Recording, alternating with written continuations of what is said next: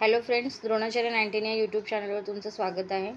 आपण विज्ञान भाग 2चा तिसरा धडा शिकत आहोत. पहिले 3 व्हिडिओज आपले अपलोड झालेले आहेत. हा चौथा व्हिडिओज आहे. जर हा व्हिडिओ आवडला तर लाईक, शेअर आणि सबस्क्राईब जरूर करा. तर सुरुवात करूया. विकास व जन्म म्हणजे डेव्हलपमेंट्स अँड बर्थ. अंडनलिकेमध्ये फलनानंतर तयार झालेल्या युग्मजनाचे अनेक वेळा सूत्री विभाजन होते आणि यापासून भ्रूण तयार होते. याच दरम्यान त्याचे मार्गक्रम गर्भाशयाच्या दिशेने होते आणि गर्भाशयात पोचल्यावर तिथेच त्याचे रोपण होऊन पुढील वाढ आणि विकास होतो. गर्भाशयातील वाढीच्या काळात भ्रूणास अन्नपुरवठा करण्यासाठी अपरा म्हणजेच प्लॅसेंटा नावाचा अवयव तयार होतो. फलन झाल्यापासून ते पुढे साधारण 9 महिन्याच्या कालावधीपर्यंत भ्रूणाची वाढ होते.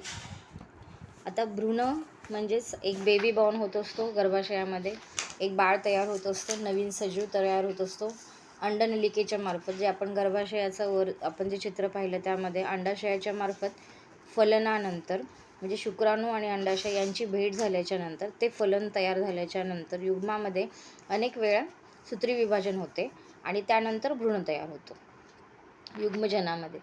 याच दरम्यान गर्भाशयाचे मार्गक्रम गर्भाशयाच्या दिशेने होते आणि गर्भाशयात पोचल्यावर मग तिथे त्याचे रोपण होऊन आणि वाढ आणि विकास व्हायला सुरुवात होते. भ्रूणास अन्न पुरवठा करण्यासाठी म्हणजे जे बाळ जन्माला येत आहे ते सुरुवातीच्या काळामध्ये एकदम छोटेसं राहतं. त्यावेळेला तिथे त्याचं अन्न पाणी सर्व मिळावं यासाठी एक अपरा नावाची नलिका तिथे तयार होते. त्याला म्हणतात प्लॅसेंटा. फलन तयार झाल्यापासून साधारण 9 महिन्यापर्यंत त्या नलिकाद्वारे त्या भ्रूणाला म्हणजेच त्या बाळाला पूर्ण वाढ होईपर्यंत अन्नपुरवठा ही नलिका करत असते. ठीक आहे. तरी ते 4 आठवड्यापासून ते 8, 12, 16, 20 आणि 24, 28, 32 आणि 36 आठवडे म्हणजे 9 महिन्यांच्या पूर्ण कालावधीपर्यंतच्या बाळाच्या विकासाचं एक इथे आपल्याला चित्र दिलेलं आहे. 4 म्हणजे हा 1 महिना झाला. पूर्ण 4 वीक म्हणजे 4 आठवड्यांपासूनचा आहे. 4 आठवड्यांपासून ते पूर्ण 36 आठवड्यांपर्यंत बाळाचा पूर्ण विकास इथे होताना दाखवलेला आहे. तर आपण पुढे जाऊया. दाम्पत्याला मुलगा किंवा मुलगी होणे हे सर्वस्वी पुरुषावर अवलंबून आहे. जेव्हा युग्मक निर्मिती होते तेव्हा पुरुषाकडून गुणसूत्री लिंग गुणसूत्रीपैकी एक्स किंवा वाय गुणसूत्रातील पुढील पिढीत येते. स्त्रियांकडून मात्र एक्सच गुणसूत्र पुढच्या पिढीत येत असतो. मग फलनाच्या वेळी जर पुरुषाकडून एक्स गुणसूत्र आले तर मुलगी होते आणि वाय गुणसूत्र आले तर मुलगा होतो. हे लक्षात घेता मुलगी होण्यासाठी स्त्रीला सर्वस्वी जबाबदार धरणे हे कितपत योग्य आहे? स्त्री भ्रूण हत्या रोखण्यासाठी आपण सर्वांनीच इथे प्रयत्न केले पाहिजेत. लक्षात ठेवण्यासारखी बाब आहे मुलांना. पुढे आहे भ्रूणांची इथे क्वेश्चन दिलेला आहे, प्रश्न आहेत आपण पाहूया. भ्रूण वाढ झाल्यानंतर मातेच्या पियुषिका ग्रंथीतून होते आणि संप्रेक स्त्रावनास सुरुवात होते. आणि सेकंड प्रश्न आहे आपला, या संप्रेकामुळे स्त्रीचे प्रजनन संस्थेतील कोणता अवयव अंकुचन पावण्यास सुरुवात होते आणि बाळाचा जन्म होण्यास मदत होते? ही पूर्ण माहिती आपल्याला पुढच्या पॅरेग्राफमध्ये कळेलच. आता पुढे पाहूया आपण आर्तचक्र, ऋतुचक्र, मेन्स्ट्रुअल सायकल. यौवनावस्थेनंतर स्त्रीच्या प्रजनन संस्थेमध्ये काही बदल सुरू होतात. या बदलांची 28 ते 30 दिवसांचा कालावधीत पुनरावृत्ती होत असते. या पुनरावृत्तीमध्ये आर्तचक्र किंवा ऋतुचक्र असे म्हणतात. म्हणजे जेव्हा मुलगी वयात येते त्याच्यानंतर तिच्या प्रजनन संस्थेमध्ये युट्रसमध्ये गर्भाशयामध्ये काही बदल होत असतात. मग हे बदलांच्या वेळी 28 ते 30 दिवसांचा असा कालावधी जातो. हे बदल जेव्हा होत असतात तेव्हा त्यालाच म्हणतात आर्तचक्र. ही एक नैसर्गिक प्रक्रिया आहे. बरं, इथे एक सांगण्यासारखी गोष्ट काय सांगते. एक ते सगळ्यांना मेन्स्ट्रुअल सायकल्स म्हणजे पिरियड, मासिक धर्म किंवा मासिक पिरियड्स असा समज झालेला असतो. पण तो तसा नसून ते 1 ते 5 दिवसांच्या नंतर गर्भाशयात ज्या काही घटना घडत असतात किंवा ज्या काही हालचाली होत असतात त्याला म्हणतात मेन्स्ट्रुअल सायकल. कारण हे 28 ते 30 दिवसांच्या दरम्यान होते. त्याच्यानंतर पिरियड सुरू व्हायला सुरुवात होते. मग 28 ते 20 दिवसांच्या दरम्यान या कालावधीमध्ये पुनरावृत्ती होत असते. त्याला अर्धचक्र किंवा ऋतुचक्र असे म्हणतात. अर्धचक्र ही एक नैसर्गिक प्रक्रिया असून संप्रेरकाद्वारे त्यांचे नियंत्रण होते. पुटिका ग्रंथी, इथे 4 संप्रेरक दिलेले आहेत, हे मेन आहेत. या 4 संप्रेरकांमुळेच हे पूर्ण ऋतुचक्रावर अवलंबून असतं. ऋतुचक्र याच्यावर पूर्ण अवलंबून असतो. पुटिका ग्रंथीस म्हणजेच फॉलिक स्टिम्युलेशन हार्मोन्स, ल्युटिनायझिंग संप्रेरक, पितिपिंड प्रकार संप्रेरक, ल्युटिनायझिंग हार्मोन्स, इस्ट्रोजन, प्रोटोजन असे 4 आहेत. पहिला आहे पुटिका ग्रंथी, दुसरा आहे पीतपिंडिकार संप्रेरक म्हणजेच ल्युटिनायझेशन, पुटिका ग्रंथी म्हणजे फॉलिक स्टिम्युलेशन हार्मोन आणि इस्ट्रोजन आणि प्रोजेस्ट्रॉन अशी 4 संप्रेरक आहेत. पुटिका ग्रंथी ही संप्रेरकाच्या प्रभावामुळे अंडाशयात असलेल्या असंख्य पुटींपैकी एक पुटिकेसह त्यातील अंडाशयाच्या टिंबपेशीचा एक ऑकेट तयार व्हायला सुरुवात होते. विकास होण्यास सुरुवात होते. विकसनशील पुटिका इस्ट्रोजनच्या संप्रेरकाने स्रवते आणि इस्ट्रोजनच्या प्रभावाखाली गर्भाशयाच्या अंतःस्थराची वाढ पहिल्या ऋतुचक्राच्या वेळी किंवा पुनर्निर्मितीनंतरच्या पितिपिंडिकाच्या संप्रेरकाच्या काळात होते आणि दरम्यानच्या कालावधीमध्ये अंडाशयाच्या वाढणाऱ्या पुटिकेची फॉलिकल म्हणजेच पूर्ण वाढ होते आणि पितिपिंड संप्रेरकाच्या ल्युटिनायझिंग हार्मोन्स या प्रभावामुळे पूर्ण वाढ झालेली पुटिका फुटून त्यातील अंडपेशी अंडाशयाच्या बाहेर पडते. यालाच अंडमोचन असं म्हणतात. अंडाशयामध्ये फुटलेल्या पुटिकेपासून पितपिंडस म्हणजे कॉपर लिथियम तयार होते. पितपिंड म्हणजे प्रोजेस्टन संप्रेरक होण्यास सुरुवात होते. प्रोजेस्टन संप्रेरकाखाली गर्भाशयाच्या अंतःस्थरातील ग्रंथी स्रवण्यास सुरुवात होते. अंतःस्थराच्या भ्रूणाच्या रोपण्यासाठी तिथे तयार होतो. बरं, आता हे पूर्ण पॅराग्राफ वाचलं, मी तुमचं एक्सप्लेनेशन सांगते तुम्हाला. मेन 4 महत्त्वाच्या इथे 4 हार्मोन्स सांगितलेले आहेत, ग्रंथी सांगितलेले आहेत, संप्रेरक सांगितलेले आहे. संप्रेरकाद्वारे नियंत्रण होते. यामध्ये सगळ्यात पहिली आहे पुटिका ग्रंथी संप्रेरक आणि ल्युटिनायझिंग संप्रेरक. ठीक आहे. ह्या आपल्या ब्रेन म्हणजे मेंदूच्या खालच्या साईडला स्थित असतात, मेंदूच्या भागामध्ये. मग ह्या 2 संप्रेरकाद्वारे पूर्ण गर्भाशयावर यांचं नियंत्रण असतं. ठीक आहे. आणि इस्ट्रोजन आणि प्रोटोजन हे गर्भाशयामध्ये असतात. मग पुटिका ग्रंथी संप्रेरकाच्या प्रभावामुळे अंडाशयात असलेले असंख्य पुटिकांपैकी एक पुटिका त्यातील अंडाशयाच्या डिंबपेशीत ऑकेटचा विकास व्हायला सुरुवात होते. आता इथे जी ही ग्रंथी आहे इथे जी ग्रंथी आहे पुटिका ग्रंथीचे संप्रेरक. पुटिका ग्रंथी जर ॲक्टिव्ह झाली, पुटिका ग्रंथी ॲक्टिव्ह होते, त्यानंतर अंडाशयामध्ये म्हणजे पुटिका ग्रंथीच्या संप्रेरकाच्या प्रभावामुळे अंडाशयामध्ये असलेले असंख्य पुटिकांपैकी एक पुटिकेसह त्यातील अंडपेशीचा विकास व्हायला सुरुवात होते. तर विकास कसा होतोय, इथे आता एक चित्र दिलेलं आहे पहा. इथे हे तुम्हाला ब्ल्यू कलरचे जे दिसत आहेत त्या एका अंडाशयापैकी इथे एकाचं हा इकडे हे ब्ल्यू कलरचे तुम्हाला हे जे दिसत आहेत, पुटिका ग्रंथीच्या प्रभावामुळे, पुटिका ग्रंथी संप्रेरकाच्या प्रभावामुळे अंडाशयात असंख्य पुटिकांपैकी एक पुटिकेसह त्यातील अंडपेशीचा विकास व्हायला सुरुवात होते. ठीक आहे. त्यानंतर पुढे विकास होत असताना विकसनशील पुटिका जी आहे ती इस्ट्रोजन संप्रेरक स्वारते आणि इस्ट्रोजनच्या प्रभावाखाली गर्भाशयाच्या अंतःस्थराची वाढ किंवा पुनर्निर्मिती होते. आणि हे पहिल्या ऋतुचक्राच्या वेळेला होते किंवा नंतरचे जेव्हा सर्व ऋतुचक्र होत असतात त्यावेळेलाही होते. तर हे दाखवताना मी तुम्हाला एक आकृती किंवा चित्र दाखवते.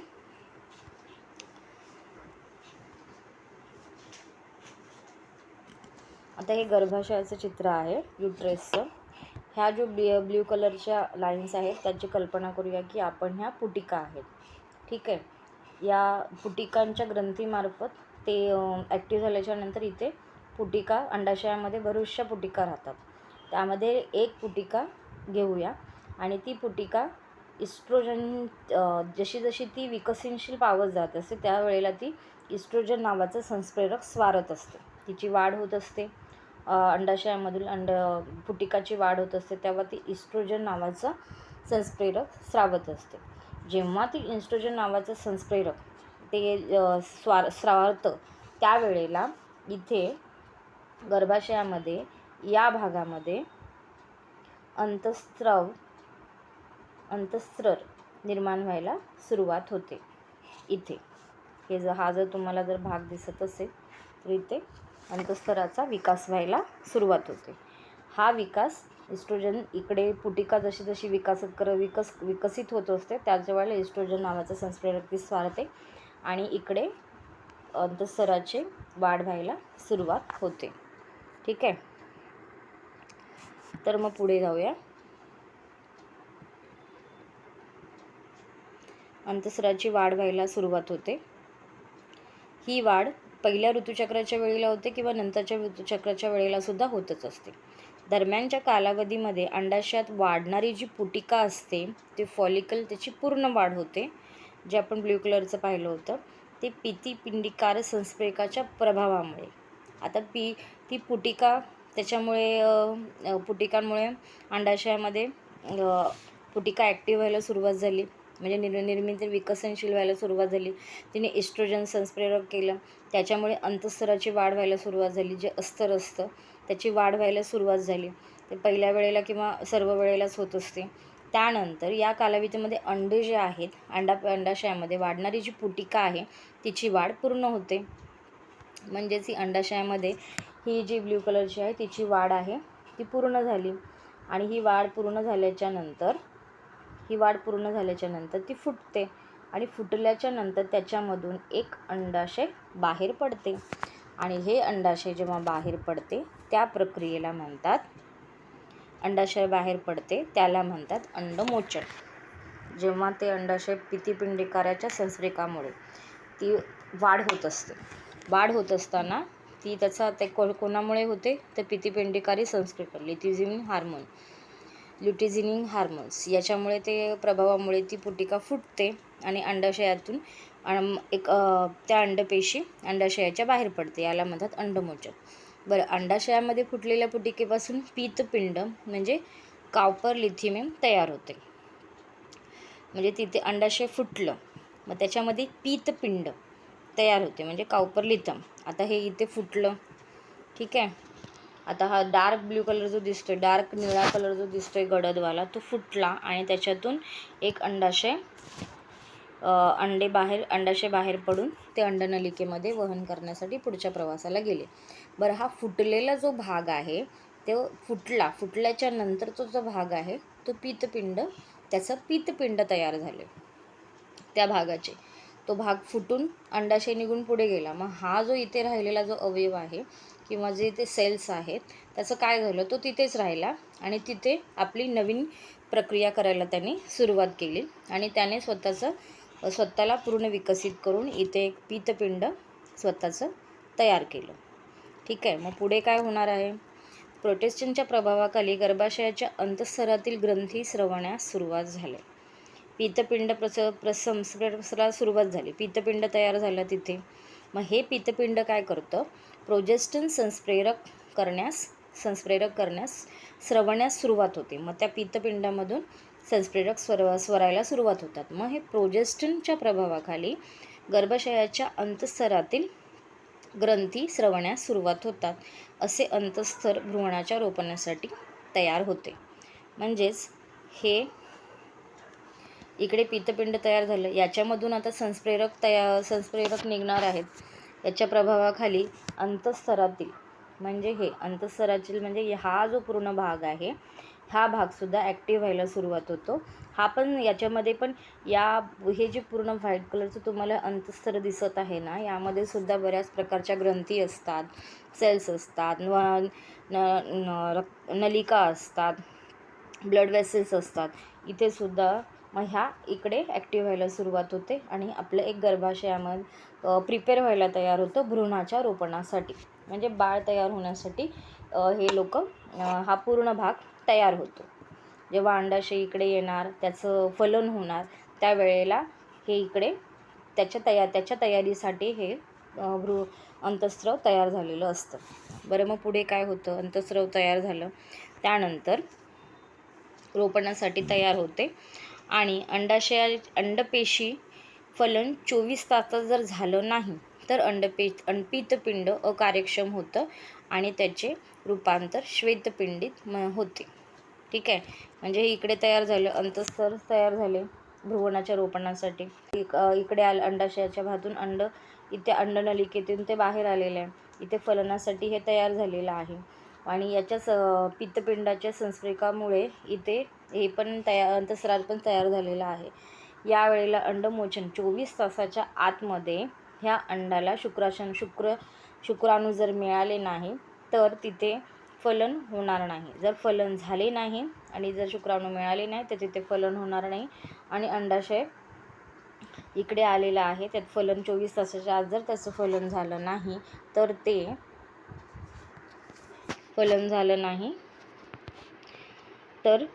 त्याचे पित्तपिंड अकार्यक्षम होते आणि त्याचे श्वेतपिंडामध्ये रूपांतर होते. म्हणजे हा जो येल्लो कलरचा जो तुम्हाला पार्ट दाखवला होता, हा श्वेतपिंड, हा आहे पित्तपिंड, हा ॲक्टिव्ह झाला.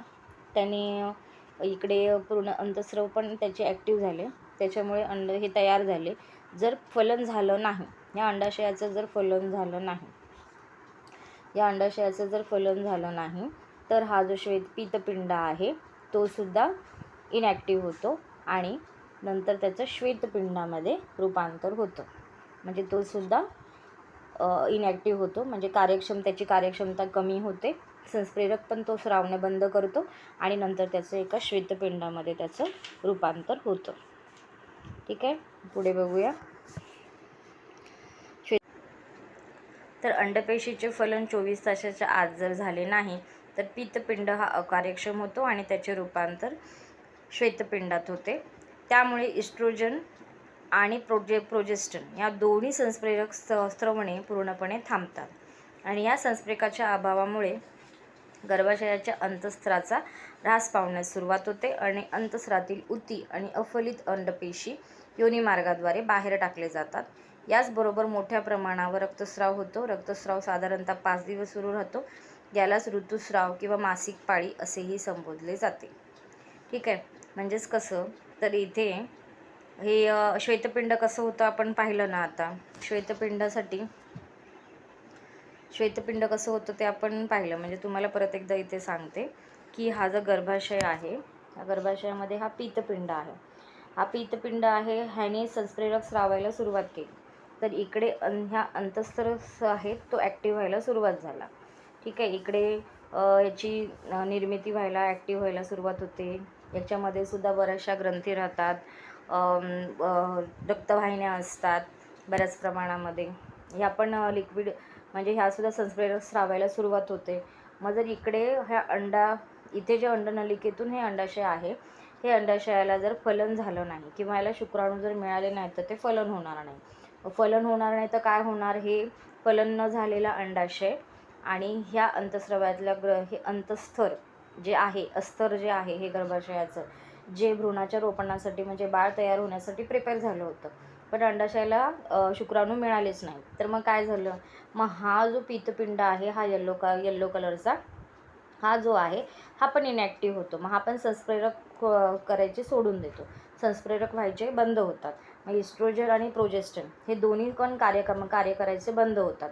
मग हा जो होतो तो श्वेतपिंडामध्ये त्याचं कन्वर्ट होतं. म्हणजे हा जर झाला की याने हा पण काम करायचं बंद झालं, मग ते हळूहळू ते ते इनॅक्टिव्ह होऊन जातं आणि श्वेतपिंडामध्ये ते तयार होतं. श्वेतपिंड तयार झाल्याच्या नंतर काय होतं? हे श्वेतपिंड तयार झालं, मग अंडमोचन, अंडामधून ते गर्भाशयनलिकेमध्ये गर्भाशयामध्ये येतो आणि हे जे अस्तर आहे या अस्तरामधून मग हे अस्तरसुद्धा इनॅक्टिव्ह होतं आणि हे इकडून ब्लडिंग व्हायला किंवा रक्तस्राव व्हायला सुरुवात होते. म्हणजे यांनीसुद्धा आपलं काम करणं बंद होतात आणि हे सुद्धा इथे फुटून अंडनलिकेमधून योनीच्या मार्गाद्वारे रक्तस्राव व्हायला सुरुवात होतो. मग याच्यासोबत काय काय येणार? हे असे अंतःस्तरासाठीची जी गादी निर्माण झाली होती किंवा अंतच्या प्रोटेक्टेडसाठी हे जे अंतस्तर किंवा अस्तर हे जे तयार झालं होतं ते त्याच्यामध्ये असलेले सगळे लिक्विड्स, त्याच्यामध्ये असलेले सर्व ग्रंथी आणि रक्तवाहिन्या आणि अंडमोचन हे सगळेही एकत्र प्रकारे बाहेर पडायला सुरुवात होतात। मग ह्यालाच म्हणतात। आणि हे रक्तस्राव आणि ही पडण्याची प्रक्रिया, बाहेर योनी मार्गाद्वारे बाहेर पडण्याची प्रक्रिया ही पूर्ण 5 दिवस चालत असते। यालाच म्हणतात ऋतुचक्र किंवा मासिक पाळी म्हणून संबोधले जाते। ऋतुस्राव किंवा मासिक पाळी म्हणून संबोधले जाते। या प्रक्रियेची जोपर्यंत अंडपेशीचे फलन होऊन भ्रूणात रोपण होत नाही तोपर्यंत प्रत्येक महिन्यात पुनरावृत्ती होत राहते। म्हणजे जर आपण हे मग अंड पाहिलं होतं, अंडाशयातून अंड बाहेर पडलं होतं, ते अंड जर फलन झालं नाही किंवा त्याच्यामध्ये भ्रूणाचं रोपण होत नाही, जर फलन झालं नाही तर भ्रूणाचे रोपण म्हणजे अंडपेशीला शुक्राणू जर मिळाले नाही तर तिथे बाळ तयार होण्याची प्रक्रिया तयार होत नाही। प्रत्येक महिन्याला ह्याची पुनरावृत्ती होत राहते। म्हणजे 5 दिवसाच्या नंतर परत तिथे गर्भाशयामध्ये हालचाली व्हायला सुरुवात होतात, परत ते प्रिपेअर व्हायला सुरुवात होतं भ्रूणाच्या रोपणासाठी। परत गर्भाशयामधल्या अंतःसरी, पीतपिंड हे प्रोजेस्टेन, इस्ट्रोजन हे सगळे आपापली कामं करायला परत तयार होतात आणि अर्भकाचा जन्म होईपर्यंत ते दुग्धजनाच्या कालावधीपर्यंत या चक्राची पुनरावृत्ती होत राहते। म्हणजे जोपर्यंत बाळ तयार होत नाही किंवा बाळाला गर्भाशयामध्ये बाळाची वाढ व्हायला तयार होत नाही तोपर्यंत हे दर महिन्याला किंवा प्रत्येक महिन्याला ही पुनरावृत्ती चालू राहते। आता ही पुनरावृत्ती चालू होत असताना ही नैसर्गिक प्रक्रिया आहे। ही 4 ते 5 दिवसांचा रजस्राव होतच असतो। कालावधीमध्ये स्त्रीला वेदना होतात, तर मोठ्या प्रमाणात रक्तस्राव पण होतो, अशक्तपणा जाणवतो। या काळात स्त्रीला संसर्गाची पण शक्यता असते। यामुळे विशेष वैयक्तिक आणि स्वच्छतेबाबत आणि विश्रांतीची फार स्त्रीला गरज असते या काळामध्ये। तर आपण आता इथे पाहिलं गर्भाशयाच्या बाबतीत सगळे प्रोजेस्टेरॉन, एस्ट्रोजन, संप्रेरक, पीतपिंड, पुटिका पिंड हे सगळे आपण पाहिले। तर आता एक आपला इथे हा राहिलेला आहे आर्तचक्र आणि ऋतुचक्राचा पार्ट राहिला आहे, तो आता आपण पाहूया। इथे बघूया, हा जे मी सुरुवातीला तुम्हाला जसं सांगितलं होतं की पुटिका, इकडे तुम्हाला स्टार्टिंगला दोन संप्रेरक इथे दिले होते, पुटिका ग्रंथी आणि ल्युटिझाईन संप्रेरक म्हणजे पीतपिंड प्रकर, म्हणजे हे लिथिझियम हार्मोन्स आणि फॉलिक स्टिम्युलिन हार्मोन्स, या सगळ्यांवर, या दोघांवर डिपेंड आहे पुढची सगळी प्रक्रिया। ठीक आहे। मग हे दोन मेन आहेत, इथे FSH आणि LH असं नाव दिलेलं आहे। त्या दोघांनाच FSH म्हणजेच काय, तर फॉलिक स्टिम्युलेटिंग हार्मोन्स म्हणजेच पुटिका ग्रंथी, आणि जिथे LH दिलेला आहे तो म्हणजे आहे पिंडकारक संप्रेरक म्हणजे ल्युटिनायझिंग संप्रेरक। ठीक आहे। मग हे दोन मेन आहेत। या दोघं जेव्हा ॲक्टिव्ह होतात, ही दोघं आपली कार्य करत असतात, त्यावेळेला मासिक पाळीच्या दरम्यान काय होत असतं ते आपण पाहूया। आता खाली तुम्हाला 1 ते 2 पर्यंत नंबर दिलेले आहेत। तर आपण पहिलं सुरुवातीला 1, 2, 3, 4, 5 हे 5 पर्यंत हे जे नंबर दिलेले आहेत, तर हा प्रकार आहे मासिक पाळीच्या काळात गर्भाशयात होणारे बदल। म्हणजे हे 5 दिवस, सुरुवातीचा हा 5चा जो आकडा आहे तिथेपर्यंत आपण समजूया की ही मासिक पाळी इथे झाली। 5 दिवसांपर्यंत पिरियड येऊन गेले। पहिल्या दिवशी पिरियड आला, दुसऱ्या दिवशी आला, तिसऱ्या दिवशी आला, चौथ्या दिवशी आला, 5व्या दिवशी थांबला। 5व्या दिवशीपर्यंत पिरियड आले, मग थांबले। मग 6व्या दिवसापासून परत इथे प्रक्रिया तयार व्हायला सुरुवात झाली। गर्भाशयाच्या आत प्रक्रिया व्हायला सुरुवात झाली। आता गर्भाशयाच्या आत काय होत आहे, तर गर्भाशयाच्या आत मासिक पाळीच्या दरम्यान 6व्या दिवसापासून ते 14व्या दिवसापर्यंत काय होते, तर 6व्या दिवसापासून ह्या पुटिका तयार झाल्या। ते व्हाईट कलरचे, हे सफेद कलरच्या दिसत आहेत तुम्हाला, त्या पुटिका आहेत। त्या पुटिकांमध्ये त्या पण ॲक्टिव्ह व्हायला सुरुवात झाल्या। कशामुळे, आपल्या FSH आणि LH या FSH या ग्रंथीमुळे, LH नाही, फक्त FSH या ग्रंथीमुळे या ज्या पुटिका आहेत त्यांमध्ये वाढ व्हायला सुरुवात झाली। मग ही वाढ होतच असताना त्यांनी एक इस्ट्रोजन नावाचं संप्रेरक आहे ते स्रावत आहे आणि त्यांचा वाढ पण होत आहे। आणि इथेच पुटिका ग्रंथीसुद्धा ॲक्टिव्ह आहेत, त्या पण संप्रेरक सोडत आहेत। मग या जे पुटिका आहेत त्या वाढत आहेत। त्यांची वाढ पूर्ण झाल्याच्या नंतर पुटिकांची तो इस्ट्रोजन पण तिथून स्रवत आहे आणि वरून पुटिकांमधून पण स्राव होत आहे। तेव्हा पुढे ही पुटिका जी आहे ती फुटते आणि अंड बाहेर पडतं. या प्रक्रियेला बोललेलं आहे अंडमोचन. अंडमोचन होत असताना सुद्धा इस्ट्रोजन हा लिक्विड स्रावत आहे. म्हणजे हा कधी काळ कसला आहे, 5व्या दिवसापासून म्हणजे 5व्या ते 6व्या दिवसापासून 14व्या दिवसापर्यंत हा काळ होत आहे. या काळामध्ये पुटिका तयार होते, त्या पुटिका वाढत जाते, तिची पूर्ण वाढ होते आणि अंडमोचन हो अंड बाहेर पडतं, अंडाशय बाहेर पडतं. ठीक आहे. हे सगळं कधीपासून होतं, 5 ते 6व्या दिवसापासून ते 14 ते 15 दिवसापर्यंत. आणि त्याचबरोबर या पुटिका इस्ट्रोजन पण स्रावत राहतात आणि वर जे आहे ती पुटिका ग्रंथीसुद्धा स्रावत राहतात. ठीक आहे. मग हे झालं 14व्या दिवसापासून. 14, 15, 16 या दिवसामध्ये अंडमोचनाचा काळ होतो. म्हणजे अंड बाहेर पडणं, फुटणं आणि बाहेर पडणं हे 14, 15, 16व्या दिवसापर्यंत होतं. म्हणजे इथे जर फलन झालं नाही तर ते 15, 16 दिवसापर्यंत होतं. अंडमोचन झालं, अंडाशय हे अंडनलिकेमध्ये येऊन स्थिरावलं. त्यानंतर अंडाशय स्थिरावल्याच्या नंतर हा जो राहिलेला भाग आहे त्याचं काय होतं, अंड तर गेलं नलिकेमध्ये, अंडाशय अंडनलिकेमध्ये जाऊन स्थिरावलं. त्यानंतर अंडमोचन झाल्याच्या नंतर जो बॉडीचा पार्ट आहे, जे राहिलेलं अंडमोचनाच्या नंतरचे जे राहिलेला पार्ट आहे त्या पार्टाचं रूपांतर होतं पित्तपिंडामध्ये. आणि हे पित्तपिंडामध्ये कसं होतं, त्याच वेळेला एल एच म्हणजेच आपली पित्तपिंडिकार संस्प्रेरक हे जे आहे ते इथे ॲक्टिव्ह व्हायला सुरुवात होतं, स्रवायला सुरुवात होते आणि त्याच्यापासून पित्तपिंड तयार होतं, जे तुम्हाला इथे येल्लो कलरचं दाखवलेलं आहे. हे जे येल्लो कलरचे दाखवलेले आहेत हे पित्तपिंड इकडे व्हायला सुरुवात झाली. हे पित्तपिंड व्हायला सुरुवात झाली आणि हे पित्तपिंड करतात काय, प्रोजेस्ट्रॉन आणि इस्ट्रोजन हे दोन्ही ग्रंथी स्रावायला इकडे सुरुवात होते. आता पित्तपिंड तयार झालं. पित्तपिंड तयार झाल्याच्या नंतर गर्भाशयाच्या फलनाची अंडाशयाला फलनाची वाट पाहत असतात. गर्भाशयामध्ये ते फलन होतंय नाही होतंय याची वाट पाहतात. जर ते फलन झालं नाही, 24 तासाच्या आत जर त्याचं फलन झालं नाही तर हे पित्तपिंड आहे याचं रूपांतर श्वेतपिंडामध्ये होतात. म्हणजे प्रोजेस्ट्रॉन आणि इस्ट्रोजन आहेत ते स्रावायचं ते बंद होतं. हे बंद झाल्याच्या नंतर ते श्वेतपिंडामध्ये रूपांतर होतं. म्हणजे हे किती दिवसांमध्ये होतं, 16व्या दिवसापासून ते पूर्ण 27 ते 28 दिवसांपर्यंत हे पित्तपिंड प्रोजेस्ट्रॉन आणि इस्ट्रोजनचं कार्य करायचं थांबतं. ते लिक्विड स्रवायचं म्हणजे संप्रेरक स्रवायचे कार्य त्यांचे थांबते आणि त्याचं रूपांतर श्वेतपिंडामध्ये होते.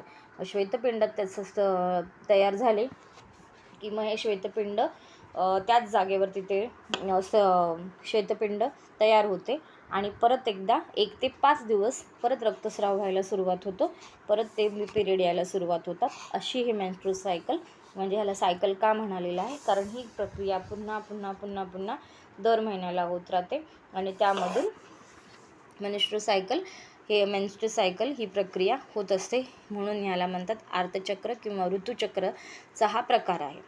ठीक आहे. म्हणजे तुम्हाला हे व्यवस्थित कळालंच असेल ना. 1 ते 5 दिवस हा पहिला ब्लिडिंगचा म्हणजेच रक्तस्रावाचा काळ आहे. 5व्या दिवसापासून खऱ्या प्रक्रियेला सुरुवात होते. 5व्या ते 6व्या दिवसापासून 6व्या ते 14व्या दिवसापर्यंत अंडमोचन होणं, इस्ट्रोजन स्रावणे, अंडाची पूर्ण वाढ होणे, नंतर त्यातून अंड बाहेर पडणे म्हणजे अंडमोचन होणे.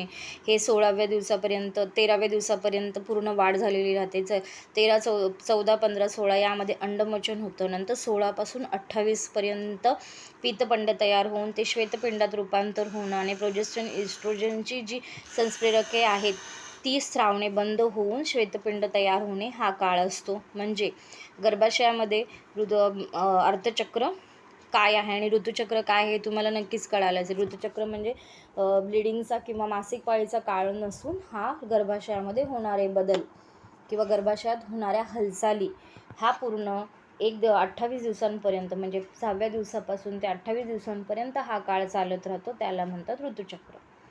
तुम्हाला ऋतुचक्र हा व्यवस्थित कळाला असेल अशी मला अपेक्षा आहे. आणि तर आपण आता पुढचा पाहूया, रिप्रोडक्शन अँड ॲडव्हान्स टेक्नॉलॉजी. आपण पुढच्या व्हिडिओमध्ये पाहूया. आणि हा व्हिडिओ ऐकल्याबद्दल थँक्यू. आवडल्यास लाईक, शेअर, सबस्क्राईब जरूर करा. आणि नवीन व्हिडिओची जर तुम्हाला मागणी असेल तर ती मला नक्कीच सांगा. मी पूर्ण करण्याचा नक्कीच प्रयत्न करेन. थँक्यू.